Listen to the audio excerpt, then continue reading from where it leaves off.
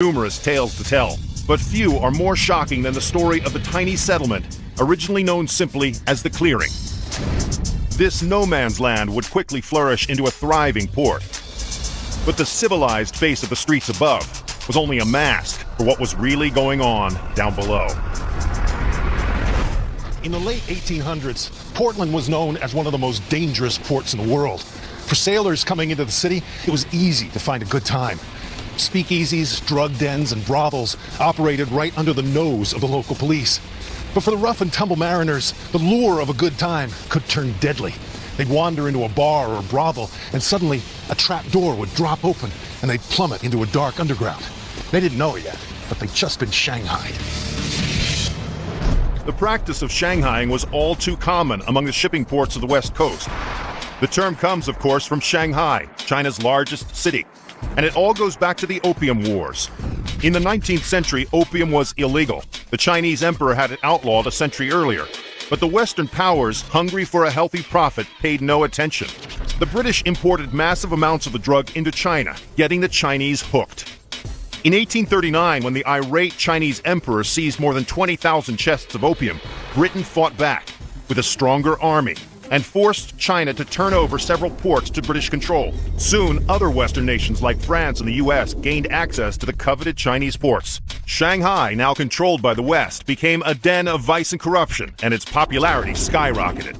So how did Portland connect to this international drug war? With China now open for business to the West, ship captains needed sailors, and lots of them, for these lucrative journeys to the Orient. But they had trouble convincing men to ditch the allure of the gold rush to set sail for Shanghai. The trips could take years to complete, pay was notoriously low, and living conditions aboard the vessels were deplorable. Ship owners hired local thugs to drug or kidnap able-bodied men and stow them away on their ships. When the men came to, they found themselves in the middle of the Pacific, with two choices: work as a slave or be tossed overboard.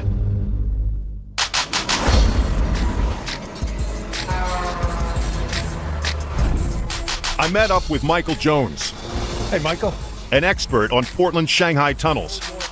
And he was going to take me down into the expansive underworld of this city's sailor slave trade. All right, this is where you get Shanghai. This is where you still get Shanghai.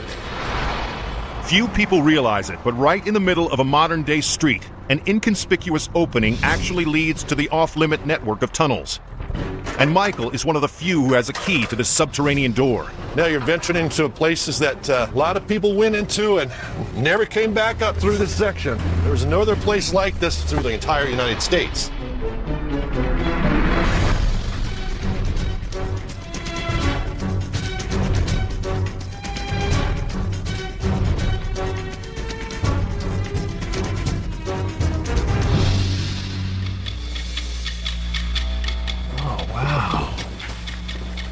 So we are underneath of a working restaurant. Yes, this is Hobo's storage space, but once you reach the dirt, when you cross from the concrete to the dirt, you are officially in the Shanghai tunnels. I see. These tunnels stretch for 5 miles underneath the city. So this is the tunnel that we're talking about here. This is it. This is the real McCoy. And can be found lying dormant beneath modern-day homes and businesses. They were constructed of both brick archways and wood support beams. Simple and practical designs that would keep the world above from ever knowing that the ground beneath its feet was being hollowed out. These tunnels first appeared in 1850, before the city was officially incorporated. The official version is that they were constructed strictly to transport goods from the ships at port to the hotels and saloons scattered throughout Portland. But the real story is much seedier. In 1870, these tunnels became infamous, and for nearly 50 years, an entire industry of human trafficking was just below the unsuspecting public above. Did they actually construct it for that purpose? Yes. Wow. And, you know, some people like to say it was used to bring goods in from the waterfront, so you didn't have to go above ground, but it was actually for Shanghai. So right above our heads is a bar, and was in those days too a Lazo Saloon. Lazo's Saloon was one of Portland's most popular hangouts. Today, Lazo's is known as Hobo's Restaurant, but more than 130 years ago, it was in places like Lazo's where unsuspecting men would get sucked down to the underground. Guys were assaulted upstairs and brought down into this space here. Yeah, generally they did it a little bit nicer. They They utilized the drinks in the bars, spiked them with knockout drops when they were woozy, dropped them through a trap door in the floor. Wait, so you're just standing in a bar, doing nothing, and all of a sudden the bottom drops out on you, and down you come. Right, but you're drunk, and everybody else is drunk around you, and they don't know what's going on. So this whole thing was a setup. I mean, the bartender was involved, the owner of the place, the whole thing. And a lot of times the Shanghaiers were the secret owners of those saloons. Okay. So everybody was making money. I see. And how much money were they making? $50 a man. With that type of price per man, making it out of the saloon didn't mean you were safe. The tunnels took us beyond the limits of the saloon, underneath the actual streets of Portland, and just around the corner from Lazo's was an alley with a nasty surprise. This trapdoor here is actually in a dead-end alley. That means at the far end of the alley, you forced your victim into that section, and then Jesus. They fell down here. they fell right into a holding cell. Christ. But the captains needed healthy men for their long voyages, so every precaution was taken to deliver a good product. Wow, what are these things here? These are Victorian mattresses. They were used in the houses of prostitution. When they wore out, they brought them into the underground, put them beneath the trapdoors, so when the victims fell through the trapdoor, they were not injured. Occasionally they died, but it wasn't generally on purpose. Right. Well, that's nice. The Shanghaiers needed to be careful themselves. The strong men they kidnapped wouldn't be in the best of moods when they came to, underground. This is where they held them. These are the actual bars. They're very unique. They're not made with round stock, it's square stock. And if you notice, these bars are deep and they're tapered. That way, if the Shanghai are standing behind this cell, the victim can't reach through and grab them. Because if they can grab them, they're not going to turn loose. So how many men would be in a cell like this? Like sardines. Really? And if a prisoner actually managed to escape, well, the Shanghaiers were more than prepared for that. Look at all this stuff. What is this? When they grabbed their victims and brought them to the underground, they took their shoes. Really? Because the Shanghaiers broke glass and spread throughout the underground. So if you escape, they can always follow the trail of blood. So this is a logger who came in for a drink and ended up on a boat shipped out around the world. Exactly. But he left his shoes behind. Just another eerie reminder from Portland's seedy days. Left underground.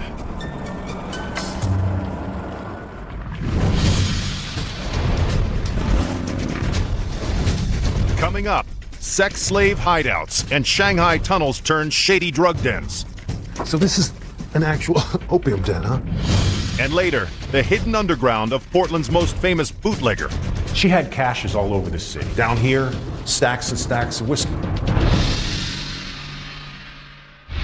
Portland's name was decided by a coin toss. The settlement's owners each wanted it to be named after his hometown. Portland, Maine beat out Boston, Massachusetts. A century ago, just beneath the freewheeling Portland streets, a coiled labyrinth of tunnels was home to the ruthless Shanghaiers, locals who would drug unsuspecting men and drop them into cells built in Portland's underground. Before long, these unlucky loggers and cowboys found themselves swabbing the decks on the high seas. Shanghaiers were brutal and unpredictable. Sometimes they would pack as many men as possible into these tiny cells. Their victims would wake up completely unaware of what had happened or where they were. It's hard to imagine, and yet countless people were put through this. And I had just seen this vast complex of tunnels beneath Portland, but there was more. This place is so vast. I mean, it keeps going every direction. Yeah, it makes you believe it goes on forever. And if you haven't been here in the darkness and shadows by yourself, you haven't experienced what you need to experience. Pretty eerie, I guess. Huh? So you need to go on down here. And all right. this is more of the Shanghai tunnels. Huh. Look at this. I mean, it goes out this way as well. And then down below us is 2 more floors. Wow. You can just imagine, I mean, all the terrifying things that happen down here. There was one area in particular where the original cells are still intact. What do you find over here? This is a holding cell, and it's very small. It actually goes between the buildings. This crawl space up here, you mean? Exactly. Can you get up here? Yes, there's a ladder over here. All right, let's go get it. This was in an area that they had to share with rats. Rats. This was the worst place to be, and that's why they kept these men pretty well drugged up. Right above me is a working church, in the middle of its service right now. And down here below, all this is a holding cell, a holding area for kidnapped men, Shanghaied men in the 1800s. They would be stashed in here like sardines, I mean, just smashed in. and held for however long it took to get them on board a ship. The whole town is filled with these small crawl spaces, these tunnels. It is awful to think of this fate. Phew. Most likely you'd be dragged to the river just 3 blocks away and sold. But there are other places and other people hiding in the Shanghai tunnels. We'd started in the basement of an Old West saloon and found ourselves winding beneath the alleys and streets of Portland. About 50 feet from the Shanghaiers' prisons was a secret room 9 feet below the surface. And what went on down there was even more profitable than Shanghai. Where does this go? We're going into a completely different building. In fact, every time you go through an archway, you're in between buildings or in a new building. I see. What is this place? Well, you've stumbled onto a white slaver cell. Because white slavery was big business here in Portland. White slavery was the cleaned-up term for something far worse, sexual slavery, and it began in these claustrophobic cells, measuring only 14 square feet. In the 19th century, prostitution was running rampant. In some places, the age of consent was just 13, and young girls were often forced into a life where they sold themselves on a daily basis. These women were grabbed from restaurants, dances, and right off the street, brought into the underground, locked up in what was nothing more than a very tiny double-walled closet. Logs lining the outer corners so they couldn't kick their way out or beat their way out. And they kept them in total darkness, total isolation with the objective to break their spirit. In order to break the women down, white slavers would degrade and torture them, but not physically. The slavers, like the Shanghaiers, needed their product to be in good physical condition. Their torture was purely psychological. The young girls and women would then be sold as prostitutes or shipped off as sex slaves to places like Chicago, New York, or even foreign ports overseas. Oh man, it is so sad. These girls were forced into the bowels of Portland, but not everyone came down here against their will. Just 60 feet away from the sex slave cells, we stumbled upon yet another use for these passages. Wow. So this is an actual opium den, huh? Yes, it is. Jeez. This is the real thing. They came down into the opium den. They would purchase their opium here, which they were going to smoke in pipes and go on their opium dreams. Opium dens were another constant in Portland's underground, and in many port cities along the West Coast. They were designed exactly like this one, with numerous bunks. Patrons would lounge here and smoke for hours on end without ever leaving this tiny 100-square-foot room. And because they needed a relatively safe place to smoke, they would rent themselves a bunk. Sure. This is an opium bunk. The bunk that was closest to the ground was the most expensive, because when you fell out of bed, you didn't have far to go. I see. Well, you can understand the comfort. Yes. From kidnapped men to sex slaves and opium dens, the hidden horrors of the Shanghai tunnels are only a few feet beneath the streets of Portland.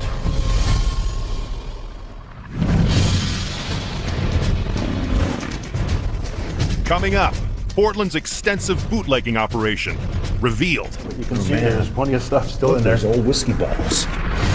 And later, it could still be just as dangerous today below the streets of Portland. We are in a hazardous atmosphere right now. We need to vacate this pool, right? Portland, Oregon is the only U.S. city with a volcano within its city limits.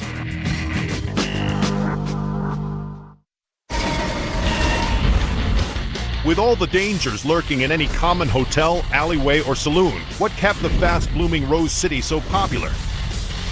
This port had a reputation for keeping its secrets. At the turn of the century, what happened in Portland stayed in Portland, and it would need to. This salacious town, along with much of the United States, would soon find itself mired in a struggle that would erupt into one of the most crime-ridden and hard-living periods in the nation's history. Above ground, the town remained high class. But that prim and proper image was just a front. In reality, this city was supplied with more booze than it could handle by a secret world of smugglers and bootleggers hidden in the city's vast underground. These thugs were rampant throughout the city and across the country, and it was all a result of a battle of morals that started over 50 years earlier. Prohibition began in 1920, but its roots stretch back to the mid-1800s, when religious groups formed to combat social drunkenness. They preached and protested in nearly every state, and their one and only solution was to outlaw alcohol entirely. But the plan to outlaw booze backfired. The crime syndicates in places like New York, Chicago, and of course, Portland hit pay dirt. Gangs thrived and liquor flowed underground. I met up with James Louie, the president of Portland's oldest restaurant, Huber's, and it was his great uncle Jim who ran it nearly 90 years ago during Prohibition. This is the original room. Yes, going back to 1910. We're on the National Register of Historic Places. We've been in business for 128 years now.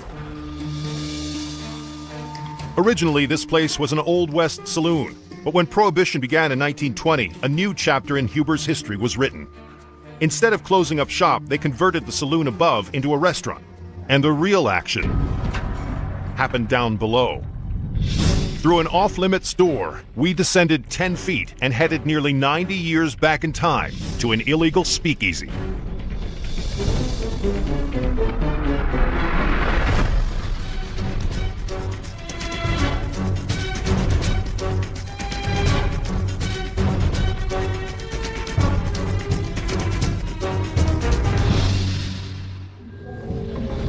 I see. So this was where the speakeasy would operate. That's correct, Don.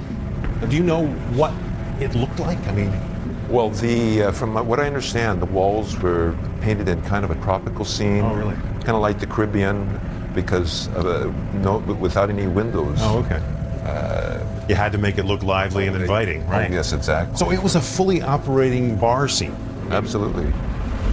Today, this area is just used for storage for the modern restaurant up above. But nearly 90 years ago, this tiny corridor would have led to a parallel underground world devoted to keeping Jim's most important customers fully satisfied. But getting into this secret world wasn't easy. First, if you managed to find the entrance, you'd be asked for a password or a secret knock. Once you'd given up the correct code, only then would you be allowed access to a paradise of music, women, and booze. So these places had to operate in secret. I mean, they had to find places that the law wouldn't find them and store their booze down here as well. Supply was the most important part of maintaining a lucrative speakeasy. With alcohol banned across the entire country, an owner needed a connection, someone to keep the glasses full and the taps from running dry. How could a place like Huber's continue to serve a steady stream of alcohol and keep its reputation intact? Enter the Bootleggers.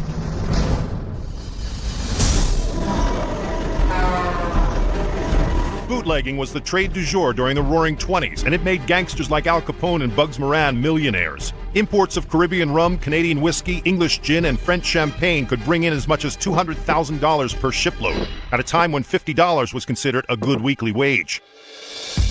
In Portland, most of the alcohol would arrive via large motherships just outside of U.S. waters.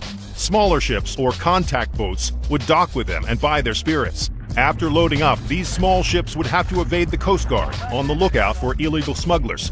But with smaller and faster boats, the bootleggers wouldn't have a problem, and they made sure their valuable merchandise was well protected. The motherships were known to have machine guns mounted on their decks, and on land, trucks were closely watched by men armed with knives, pistols, and Tommy guns. But in Portland, it wasn't a king who ruled the bootleggers, it was a queen, and she reigned supreme over the city's underground. Today, few people know that beneath this unassuming modern-day graphics house rests the secret sanctuary of one of America's wildest bootleggers. Come on in, let's show you around. All right. Dave Campa owns the graphics business that now runs up above. But in 2004, he discovered that nearly 80 years ago, it was another business that had set up shop down below. 10 feet beneath the ground floor was a nerve center of one of Portland's most notorious bootlegging operations. Oh, wow. So this is the newest part of the building here. This whole section here was actually added on in the late 40s, we believe. It was originally built as a retail marketplace. It was an Italian market. This was a big Italian neighborhood back then. It had a full-service meat market. In fact, you can see the original sign is still here on the back door. Jack Spratt says it takes good meat to make a good meal. That's been here as long as we have. Really? Yeah, that's pretty snappy. So that was what was going on upstairs. Yes. But something altogether different down. Absolutely. Let me show you that. All right. We're going to need these flashlights. Okay. It's pretty dark down there. All right. Welcome to our dungeon. And be careful walking down. It is Okay. awful dark. So. Just 10 feet below the streets are the leftovers of a bootlegging stronghold known as the Dungeon.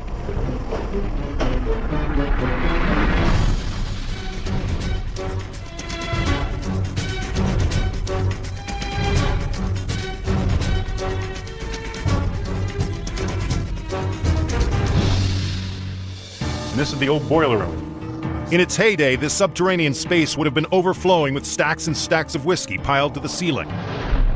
Back in the 20s, this is where the old building ended. The staircase we were climbing down didn't exist. Instead, a concealed back door would have opened up to a tiny closet, and inside was a trap door and a ladder leading down into the bootleggers' subterranean lair. The boiler room was the perfect place to store the booze that quenched the city's thirst. This thing's been around here a while, since the 27 when they built it. Man, that is a relic, isn't it? Not only was it concealed beneath the busy trade of the market above, but it also provided a quick and effective solution for getting rid of the booze in case of a raid.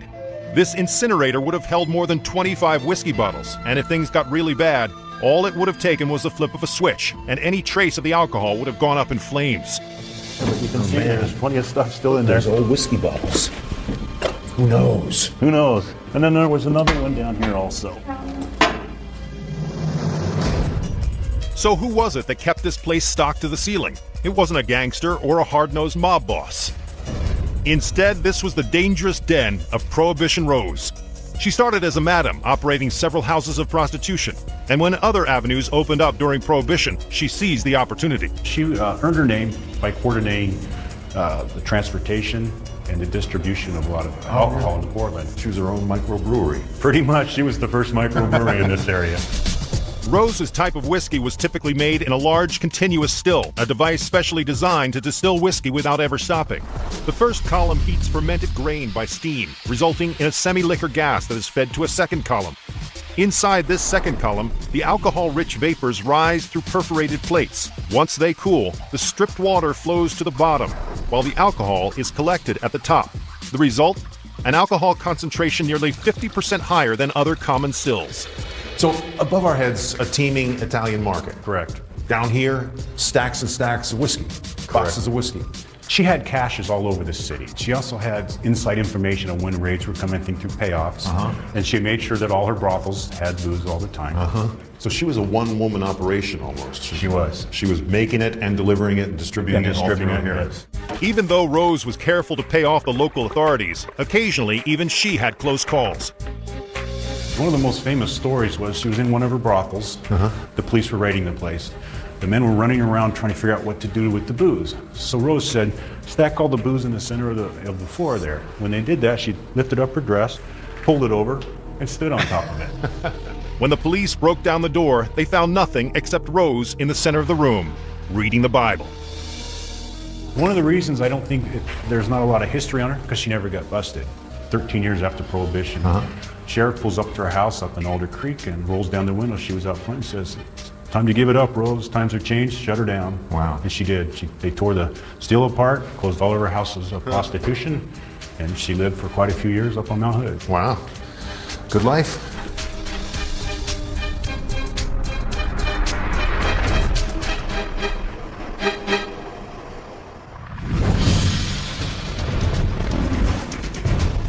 Up next, Portland's modern-day crystal meth problem can be found in the sewers. This is the sound that we do not want to hear. And later, Portland's illegal subterranean fight club. Amazing. Portland is home to the world's smallest park, Mill Ends Park, at just 24 inches across.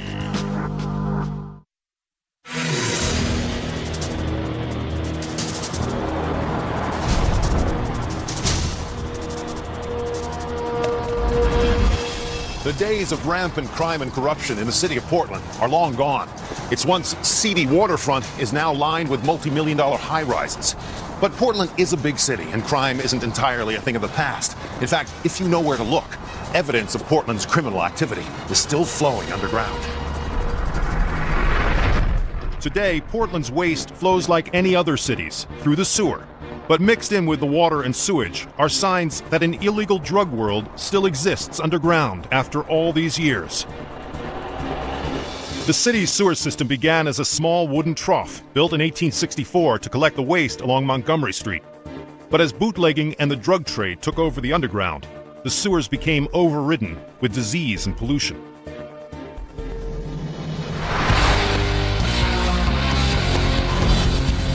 And today, things aren't much different. I met up with Chris Schindler, one of Portland's finest, but he's not a police officer. Yeah, a day of work down the hole, huh? Another day in the hole. He's a sewer maintenance technician. Equipped for everything here. Well, equipped, I can't say for everything, but we try. And he was about to show me a world where innumerable dangers could claim your life on a daily basis. All right, we're going down there. That's where we're going. Can I get ready? Let's do it. There's your gear right there. Let's hop in the hole. There's a lot of gear to prep, and it's all for a very good reason. Chris has had more than one close call down here. Today, Portland sewers have expanded to over 2,200 miles of tunnels, 4,400 catch basins, and several thousand manholes. It's gone from serving a few businesses and homes in the mid-1800s to over 500,000 people. And if the waste was a problem over 100 years ago, the trouble has increased exponentially with the city's growth up above. What's the worst stuff you've ever seen down there? High flows are the scariest. Yeah. Pump stations that turn on. There's rats. There's vandalism, which could be shopping carts, wire. Shopping cart? It amazes me how they get a shopping cart in a 24-inch manhole, but they do it. Yeah. And then it's my problem to get it out. But that's not the half of it. Every day he's down here to make sure that Portland's underground keeps the world up above safe and operational. That can mean anything from repairing damaged sewer pipes with brick and cement to building dams or even thawing blocks of ice that have lodged in the lines. But the worst dangers are unseen. All right, so you're telling this what to test for. So this tests the four known gases. We have H2S, carbon monoxide, oxygen, and lower explosive limit. That is the gasoline, solvents. Okay, so when it reaches high a particulates. dangerous level, this thing goes off. And it like will sound like this. Mad dog, This is okay. the sound that we do not want to hear. All right, cool. These gases come from a mixture of human waste, chemicals, and bacteria. Ah, there we go. Good morning. If their concentrations are too high, it can knock you out, or worse. Down! And once all the precautions were in place, I dropped down into an underworld where danger exists every day. It looks deep and it looks dirty and very, very tight.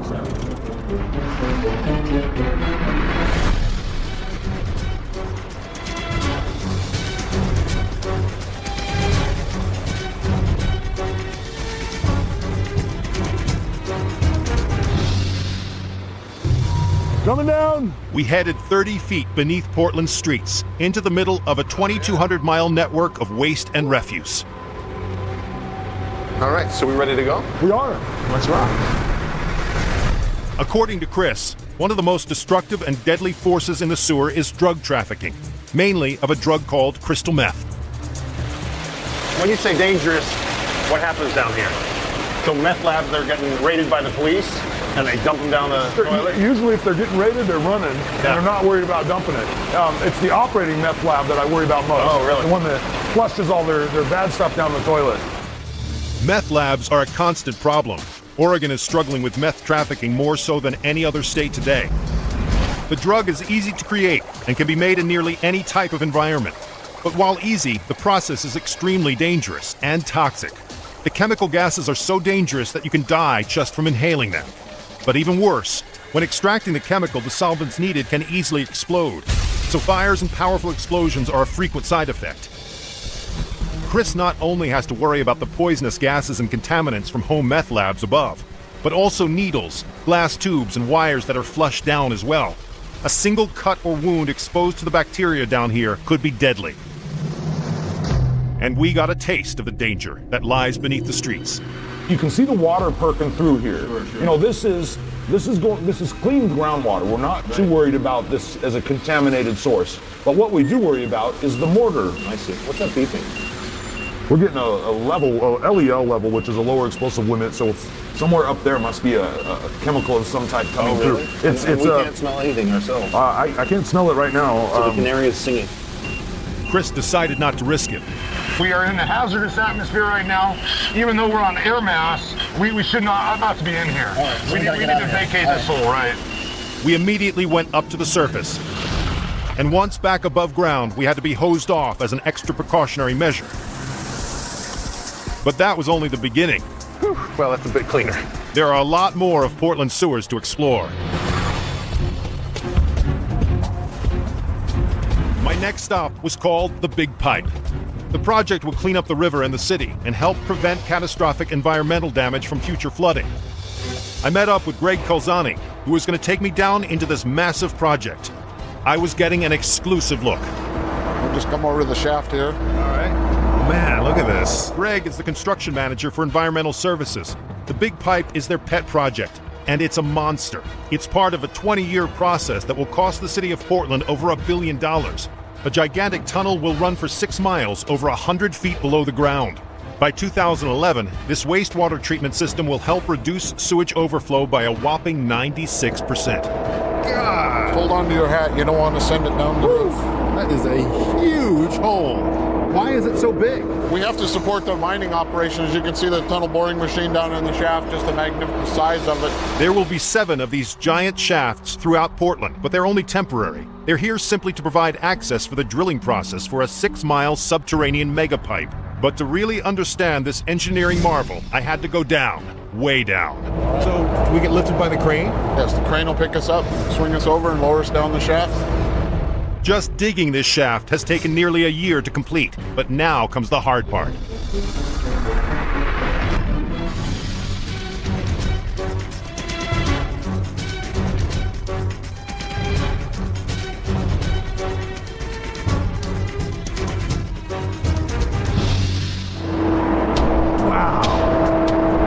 Great view up.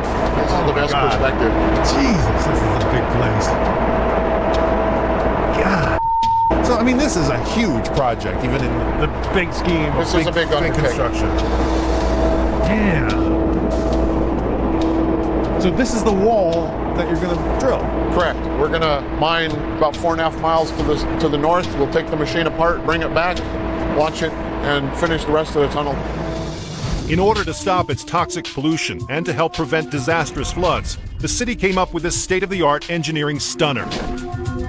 The big pipe will be created by a tunnel boring machine. It burrows through the earth and at the same time leaves behind it a concrete lining with the segments bolted together in 7 different sections. In order to lift each piece, which weigh over a ton, they use a vacuum erector that sucks the segments up, moves them to the correct position, and stacks them into place. Once all 7 pieces are bolted together, a segment of the pipe has been completed. 6 miles and 4 years later, it will be finished and ready to save the city from future catastrophes. Nearly a century ago, Portland ignored the drugs, booze, and human trafficking spread throughout its underworld. But today, in the same soil where vice and corruption were the norm, Portland's subterranean is helping bring the city into the future by correcting the mistakes of its past.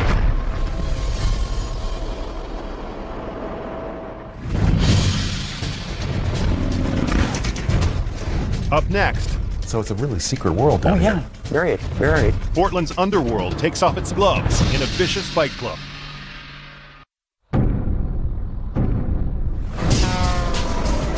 Throughout the U.S., Prohibition unknowingly created an overnight syndicate filled with booze hounds and bootleggers, gangsters, and corrupt officials. Instead of curbing the drinking, it created a seedy subculture hidden behind the facades of soda shops, restaurants, and hotels. And here in Portland, the dry movement actually had the opposite effect. It opened up the floodgates. Prohibition never slowed down the business of booze. It just sent it underground. Truth is, Portland's hardcore criminals never had it so good. The sale of moonshine only fueled the city's other illicit activities.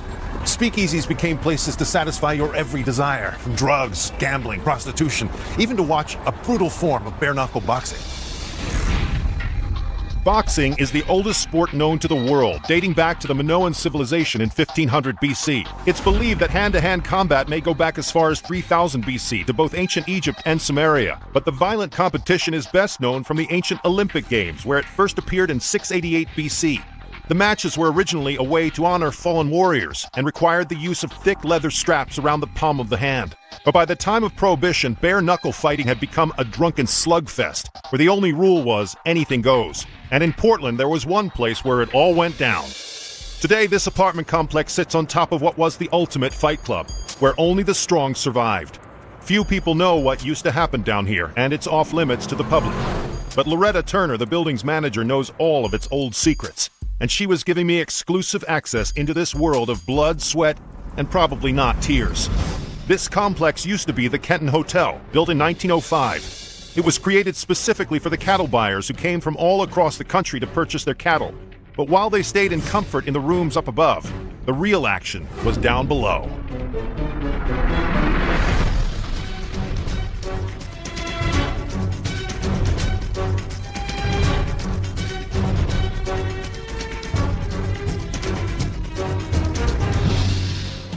Wow. So, geez, this place is a huge basement. It is, isn't it? That's amazing. So this is as it was in its original state.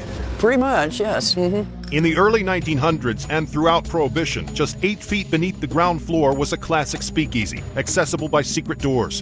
But as time passed and the fight club was shut down, this subterranean space was locked up and forgotten. What do you know went on down here? They had bare knuckle fighting down here. Really? In the 1900s, 1920s. They'd come down here and they'd have their booze over here, and they had the boxing in the dirt area I here. see. Hundreds of men and women would cram down here, and though this 6,000 square foot space was large, they'd all be crowded around the main event. Even in those days, fighters made their entrance a showcase. This is how they got down here, on these stairs. Oh, these are the original stairs? These are the original stairs. They I would see. come down here from the pub upstairs. Okay, but there's a ceiling there now, huh? Well, right. Yeah. But this was there the wasn't original at one time. As a matter of fact, I think you can still see the where they had the door up there. I see. So this was quite a grand little entrance. It was. They had. So there's a lot of cheering, there's a lot of screaming, and down comes the big star boxers. Right. Huh? Although these fights could draw a crowd, they were held in secret and were illegal, and for good reason. The fights were often bloody and ruthless and could last for as many as 100 rounds, or until one of the boxers was knocked out. But this savage sport wasn't just for the entertainment of the locals. It was also good for business. The cattle buyers were important to Portland's economy, and they wanted to keep it out of sight of the law. They wanted to provide this entertainment for these guys because they were important people.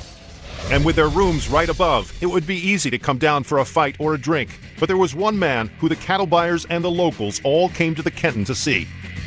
Mysterious Billy Smith was our primary boxer here. He was a mean guy. This one time he boxed himself out. Basically, he couldn't lift his arms anymore. And his opponent was still standing, so what he did, rumor has it, he jumped up and bit off the guy's ear. It's the event that may have earned Mysterious Billy Smith the title of dirtiest fighter of all time. This Ultimate Fighter's reputation grew in the 1890s when he became the welterweight champion. He was fueled by raw rage, and his rise to the top was helped along by his brutal tactics of elbowing, thumbing, and gouging his opponents. By the time he came to Portland in the early 1900s, he was notorious. He fit right in with a town already overrun with Shanghaiers and opium dens that was teetering on the edge of Prohibition and the bootlegging explosion. But the dirty fights weren't the half of it. Amazingly, this entire neighborhood may have been connected with underground tunnels. There were other speakeasies in the area, and locals speculate this bricked-up passageway may have linked up to an entire underground den of vice. Speakeasies, brothels, gambling, all leading to this fight club. This is the entrance to the tunnels that went across the street over there. So they had a lot to do with the operations Oh, yeah, here. definitely. Well, their clientele would come down through there, you know, avoid all the hassle really of the law and everything. So it's a really secret world down Oh, here. yeah, very, very. How cool. Less than 100 years ago in Portland, Shanghaiers kidnapped men and women, opium dens hooked the poor, sewers polluted the rivers, and bootleggers were running all the alcohol they could muster.